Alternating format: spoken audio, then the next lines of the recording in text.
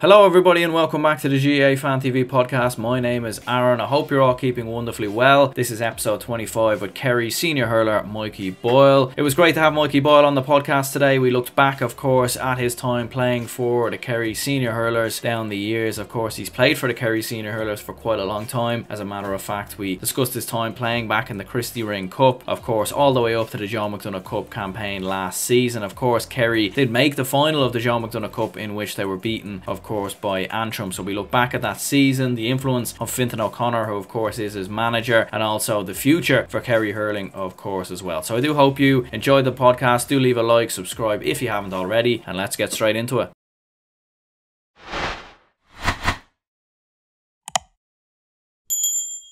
Okay, so I'm here now with Kerry senior hurler Mikey Boyle.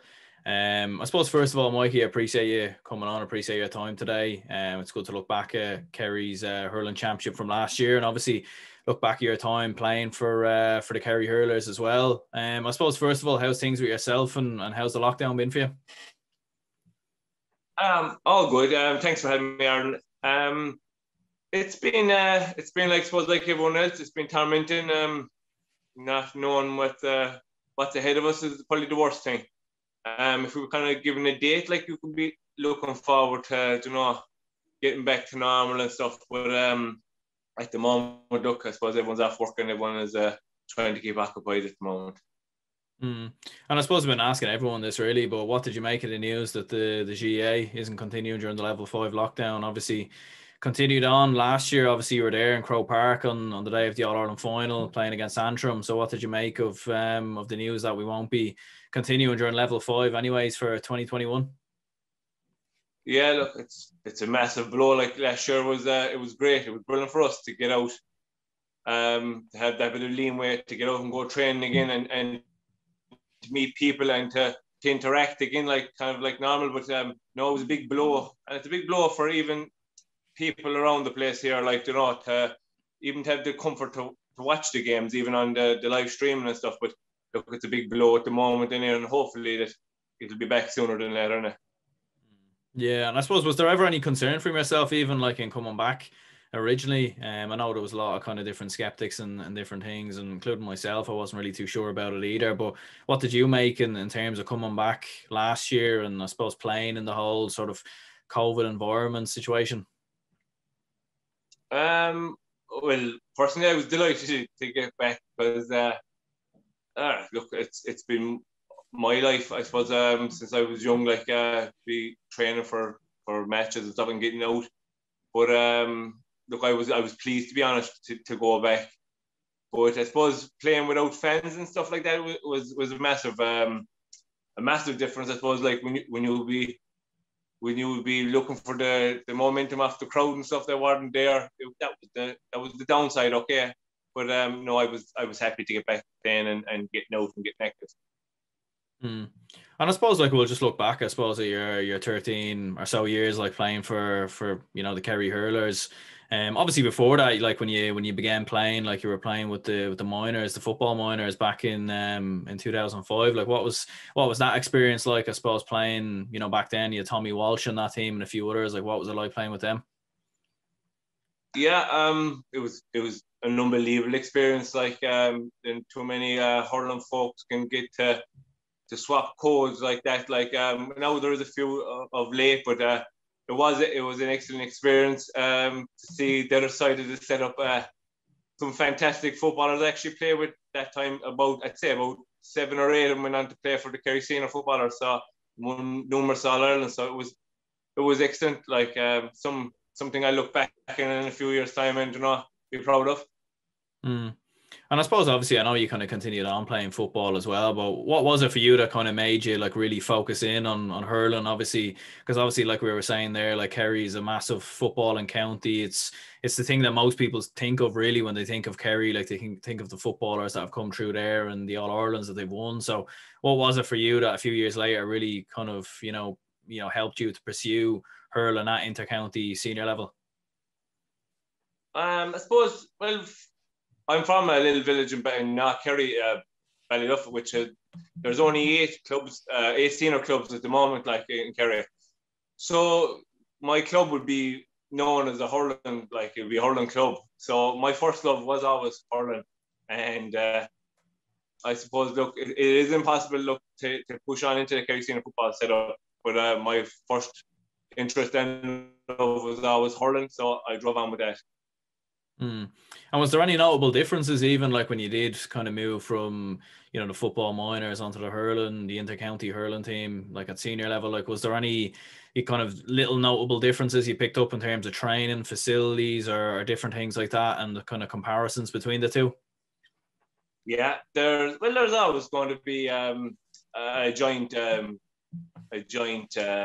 step up from football to hurling. Hurling's always going to be classed as second class citizen here in Kerry, and that's just the way it is. And people, I suppose, just have to get along with it. I understand it, like, that's just the way it is. But you know yourself, the footballers will always be looked after, probably more and better things set up for them. But that's why they're going on winning All-Ireland, and we're in, you know, Joe McDonagh. Like, there's a big difference in quality and things like that. So in my time, I suppose, yeah, there is a big difference. But like that, I remember when I first came into the Kerry seniors, like, you were very lucky to get a T-shirt and a pair of shorts. You know, there's such a difference compared to now and then.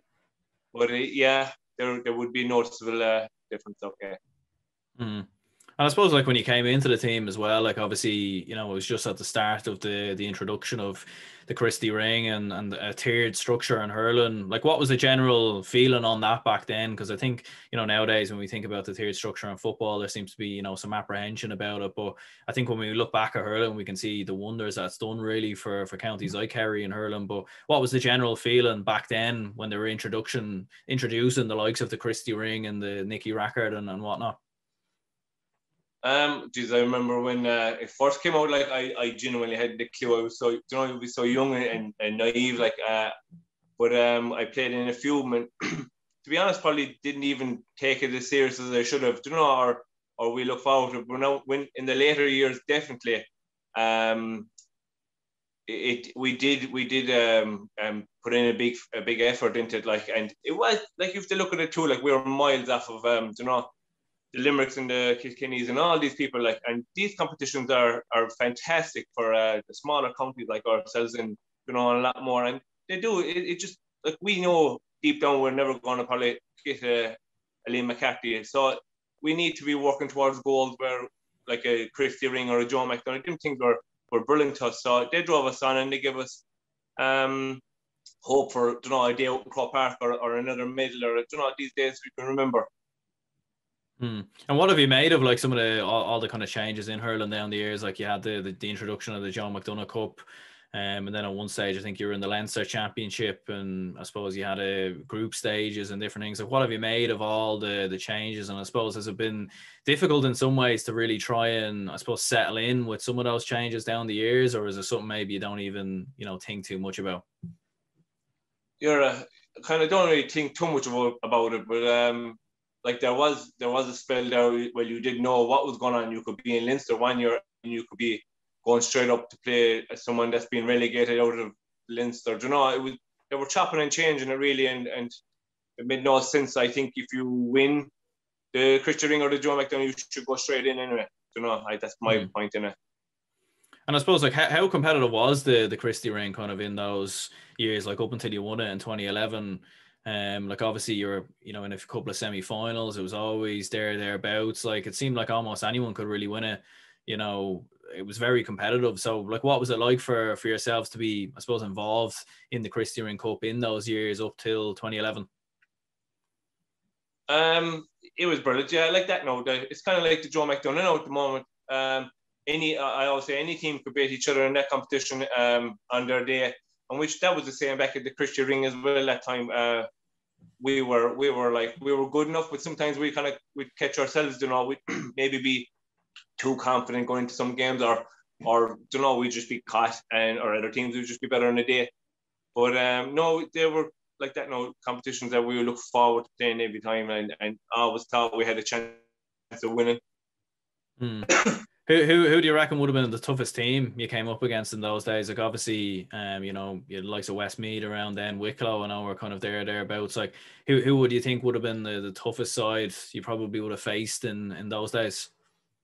And the earlier days, anyway, it was definitely Westmeath would have been there and thereabouts always.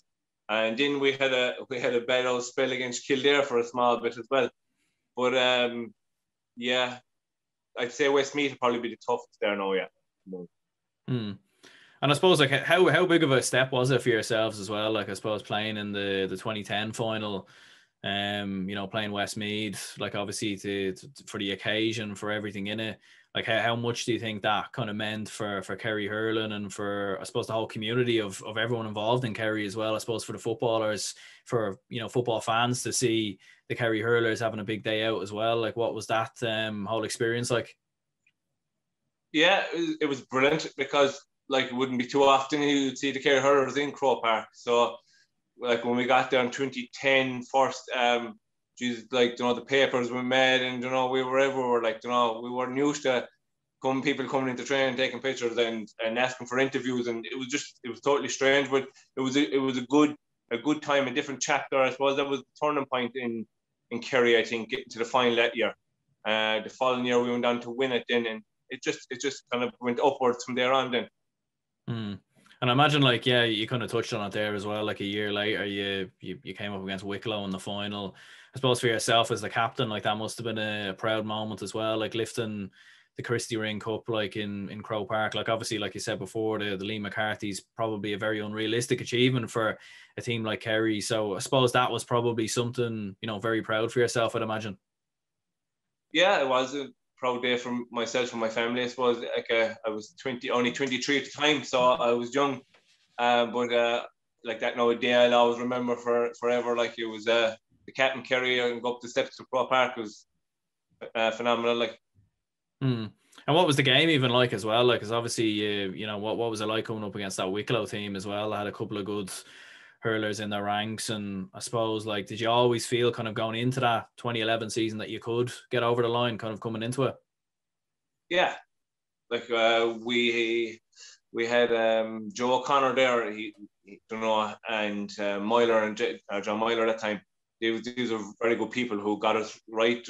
I think the time Joe O'Connor came in, okay, he made a very professional. He changed Kerry. I think Joe and John Myler together that time. Like, but they got us right going in there, and they kind of give us belief, I suppose. That we could win, but no, like Wicklow were tough. But I think we beat them well on the day, all right, that day. But look, like I said, any day, any of them teams could beat you as well. Like. Mm. And do you think as well, like it's wins like that as well that kind of help in pushing Kerry hurling out there? Like obviously you had a big day out obviously last year as well in 2020. Like do you think that's kind of huge for Kerry hurling to have those days, to have that exposure, being on the TV and whatnot? Because obviously football is always going to kind of be the huge pull. So do you think those kind of days are massive, I suppose, for Kerry hurling? Yeah, like it's them days that young people look up to. Like if they see you on the TV and you're winning trophies, that's what inspires these young fellas to maybe catch a hurling instead of a football. Which every young fella in Kerry does in it would be football and football. But when they see us then and maybe winning like on a day of Croke Park would be fantastic, and it's just an uplift for all the young fellas around there. Mm. And like, what kind of players do you think, as long with yourself, I suppose, that kind of made the difference in that kind of season in 2011 and getting you over the line? Like, what other players in the team did you kind of look up to or feel that, they could really make a big difference kind of in that season? Sorry, I didn't get that. No. No worries, no worries. So I was just asking, like, in terms of that 2011 season, obviously, other than yourself, like, who do you think would have been, the kind of some of the big players who would have stood out in that season and helped you to get over the line and win that Christy Ring Cup? I suppose you'd have Shane Conway's brother Mike. Mike was a great hurler at that time as well, and you had Shane Brick. You had Billy Brick, all these people. When I grown up, like we had a fantastic team when I was young. But that day, I suppose you had Yeah, Mike Conway would be up there now, yeah, and John Egan. Mm. They were fantastic players. And I suppose like 2015, like that was obviously a big year for yourselves. Like obviously you won the Christy Ring Cup again, and won the Division 2A final. So I'd imagine like that when you look back as well, like obviously kind of leading up to 2015, there was a couple of near misses in there as well. But I'd say to land them two in the same year, I'd say that was, you know, a kind of massive moment for Kerry hurling as well. Yeah, it was. Yeah, we did a double that year, which was great. Like that, no, it was in like a change of management that year again, and it was Eamon Kelly, which he brought in, you know, no mess and no tolerance, you know, like he went down us really. He clued us in like that time. He made a job of us, and we went down and did a double under him then that year. Mm. And I suppose like what would you have seen as kind of like the highlight maybe in those days? Like would it have been the kind of that league success, or do you think you would have even looked at maybe winning the Christy Ring Cup again as kind of one of the big moments? Like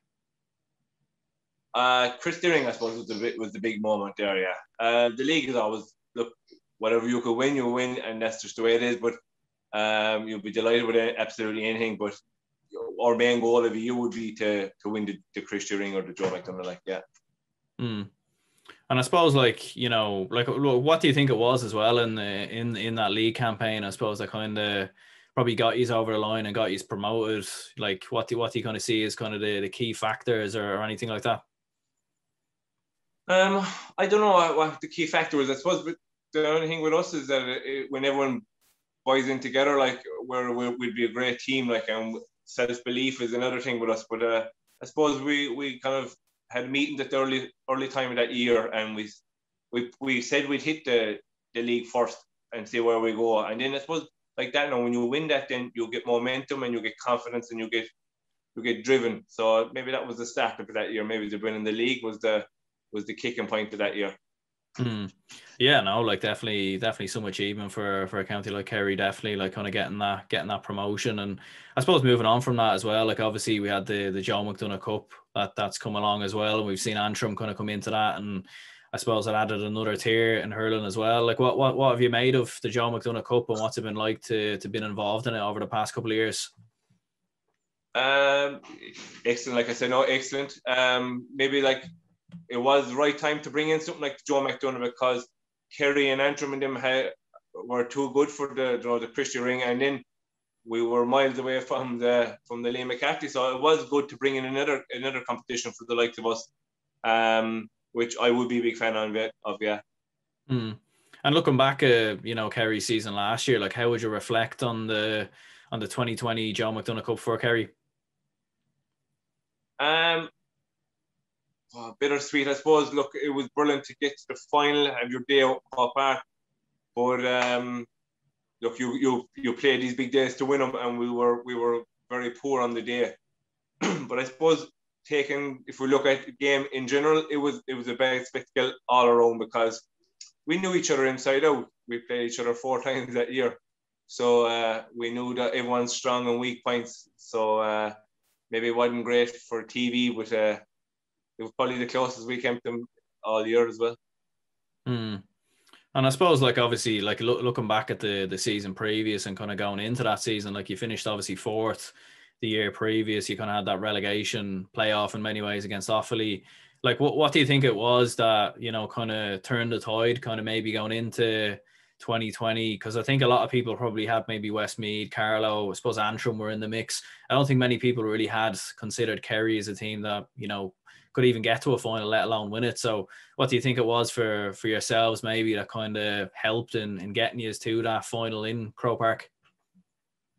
I suppose it's your class as an underdog the whole time in Kerry. Like, so we always build on that kind of thing. When you're underdog, you're coming under the radar, so no one's thinking much of you.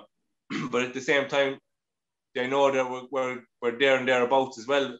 But I suppose being given the underdog tag would drive you, like, you know, to prove people wrong, I suppose, and prove yourselves wrong. But we were driven this year to get to the final, and we did. And look, like I said, no, we fell short. Mm. And I suppose looking at some of the players in that team as well, like obviously Shane Conway is a player that I suppose a lot of people talk about, like when it comes to Kerry hurling. Like, what's it been like, I suppose, playing alongside him, seeing him kind of come through the ranks in the past couple of years, and how good is he in your opinion? Look, like that. No, Shane is known everywhere, like, because he played out to college, and just because he's a fantastic young fella, and he's a fantastic talent. Like, it's been brilliant playing alongside him. He's very level-headed, very down-to-earth young man. Don't take much in his stride, like, you know. But no, fantastic. Can't praise him enough, really. Like. And I suppose looking at that final as well, like in Croke Park, like obviously the same day as the All-Ireland final, you know, and obviously there was only one goal in both games, and you got that goal. So I suppose, what was that whole occasion like, playing in Croke Park the same day as the All-Ireland final, and I suppose massive exposure for Kerry as well? Yeah, brilliant. Like I said, Croke Park is the place you want to be, you know, all year round if you could. Like, it's the place for dreams are made of. Like, but getting the only goal, I was lucky enough to get it. Matty, the sun got Matty's eyes, and I was hoping for the best, but I put it away. Look, and look, like, if I got a chance to do it again, I would, like, you know. But I can get many more of them. Yeah, look, listen, it was a close game in many ways, like, and I think with Antrim's experience that they have on the team, it's always going to be, you know, a difficult. You know, they're a great team without doubt, and I'm sure they'll give a lot of problems to counties in Leinster this year if the championship does go ahead. Like, what do you think it was kind of maybe in that game for yourself, like from your own point of view, maybe that kind of did get Antrim over the line? Like, obviously you led by a point at half time, and you know, it was a very close game throughout, and Antrim probably just pulled away. Like, what do you think it was that kind of led them to that point? I just, like, I felt that they maybe were fitter and stronger than us as well. But we made a lot of mistakes, and they punished, like, and you can't be making silly mistakes like that on the biggest day. You're going to be punished against the likes of Antrim or anyone else for that matter. Like, you can't be giving the ball away in your own half back line in midfield. You're going to be punished. So I felt that they were cuter that way, and a bit fitter and stronger than us. And I suppose, like, since Fintan OConnor has come in as well, like, he's obviously, you know, he took Kerry on to, of course, that Joe McDonagh Cup final that we were just mentioning. He's obviously done a bit of work with Waterford as well. What's it been like since he's come in, and what's it been like playing under him? Brilliant. Fintan is a great man. He's a good man manager. He's a good person to have around, like, and he's just very dedicated to what he does. And yeah, he's good. I've no bad word about him. He'll be laughing. Perfect. And I suppose, looking at 2021 as well, like, obviously we don't know too much on whether, you know, when the championship's going to come around, or what the plan is, or what the scenario is going to be. But, like, are you looking at that kind of Joe McDonagh Cup final and getting promotion? Is that kind of the aim now for 2021 for yourselves? Yeah, like, we feel now, I suppose, like, after last year, we feel like we have a job to finish off now. Like, so we will be pushing big time for Joe McDonagh this year. Yeah, I wouldn't be happy unless we do win it. Like, yeah. And, like, do you ever have a preference, even? Because obviously, like, say, like, if Kerry were to get promoted, you know, I think this year you'd play, I think one of the teams who finished bottom in Munster or something like that. But would there be any preference towards playing in Munster or playing in Leinster? Like, obviously, if you had won the Joe McDonagh Cup last year, you would have played in Leinster. Is there any preference there towards, you know, either province really for yourselves, or do you not think too much about that? No, I don't think too much about it. But, like, you some people are saying you should be in Munster, some people should be in Leinster. Like, I suppose if we're looking at it, maybe it could be the likes of, you know, Clare, or someone could be at the bottom. You know, Jesus, there could be 30 points in that, like, you know, it is, like, and that's the realistic part of it, like. So I don't know if there's any pros and cons from going to Leinster or Munster. Yeah, I suppose with the Munster Championship, like, you kind of seen with Waterford this year. I suppose, like, with last year, they were kind of finishing bottom around the Munster Championship, then came back, reached the final. So really, yeah, it's very competitive in Munster. Whereas Leinster, I suppose, you know, there's probably 2 or 3 teams that maybe you could beat on any given day. Like, when you look at Dublin or Laois, etc. Like, What kind of young players do you kind of see as well, maybe coming through this, Kerry side at the minute that, maybe in the next couple of years, could really kind of propel you on a bit and maybe kick you on a bit more to a Leinster or Munster championship or whatever it may be? There's some actually very good young fellas inside at the moment now.